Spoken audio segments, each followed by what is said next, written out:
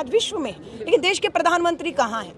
राजनीतिकरण कर दिया आज पूरी तरह से ऑपरेशन सिंदूर का राजनीतिकरण। कल हमने देखा गुजरात में किस तरीके से प्रधानमंत्री नरेंद्र मोदी जी की जो फोटोएं हैं वो सेना की वर्दी में, क्यों सेना की वर्दी में जो असली वर्दी है, जिसमें असली जवान है, जिसमें सेना के तीनों प्रमुख हैं जिन्होंने इस पूरे ऑपरेशन को मिलकर कामयाब किया, उनकी तस्वीरें क्यों नहीं थी? उन्हें उनको श्रेय क्यों नहीं दिया जा रहा? हमारी दो बहादुर सेना की बेटियां कर्नल साफिया कुरैशी और विंग कमांडर वोमिका सिंह की तस्वीरें क्यों नहीं है? तो पूरी तरह से हम देख रहे हैं ब्रह्मोस जो हमारा लड़ाकू है उसका भी एक प्रदर्शनी में हर चीज़ पूरी तरह से ऑपरेशन सिंदूर का राजनीति करके राजनीतिक लाभ लेने की जो मंशा है वो इससे निचले स्तर पर राजनीति भाजपा नहीं कर सकती जो कर रही है।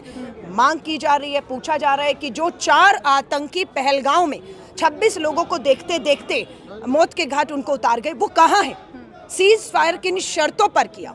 आज अमेरिका के राष्ट्रपति बार बार कह रहे सीज फायर ट्रेड का डर दिखाकर हमने करवाया है। पाकिस्तान हिंदुस्तान को एक तराजू में डोनाल्ड ट्रंप और अमेरिका ने तोला जिसका विरोध हम कर रहे हैं, लेकिन देश के प्रधानमंत्री सीज फायर पर, अमेरिका के बारी बारी बयान पर चुप है और बिल्कुल हम इसका राजनीतिकरण नहीं होने देंगे। हमारी बेटियों का अपमान किया जा रहा है। बीजेपी का मंत्री विजय शाह कर्नल साफिया कुरैशी को पाकिस्तानियों की आतंकियों की बहन बेटी बताता है। वो आज भी मंत्री है, बीजेपी का सदस्य है।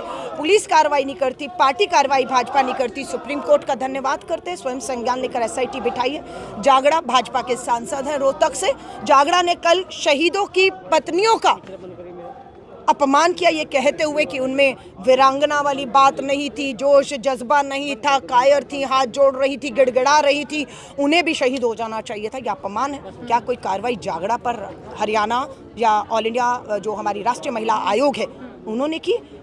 तो बात यह है कि भाजपा के नेता लगातार बदजुबानी कर रहे हैं, सेना और सेना के अधिकारियों का अपमान कर रहे हैं, शहीदों की पत्नियों का अपमान कर रहे हैं। प्रधानमंत्री जी इन सबको मूक दर्शक बनकर देख रहे हैं। आज की जय हिंद सभा में हम भारत का मान और सम्मान, सेना का शौर्य और साहस की चर्चा करेंगे और भाजपा के इस पूरे, क्योंकि उन्होंने माना सर्वदलीय बैठक में कि पहलगांव की घटना सरकार की चूक की वजह से हुई है, तो सरकार की चूक में गृह मंत्री अमित शाह जी का इस्तीफा होना चाहिए था।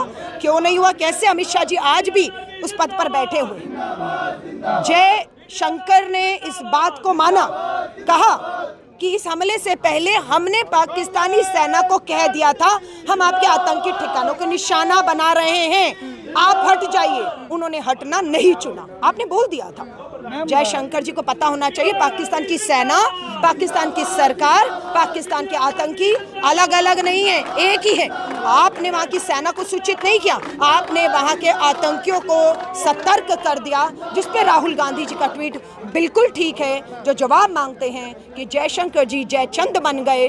हमारी सुरक्षा से जुड़े हमारे हमलों की जानकारी आपने हमलों से पहले वहाँ देकर देश के साथ धोखा और गद्दारी की है।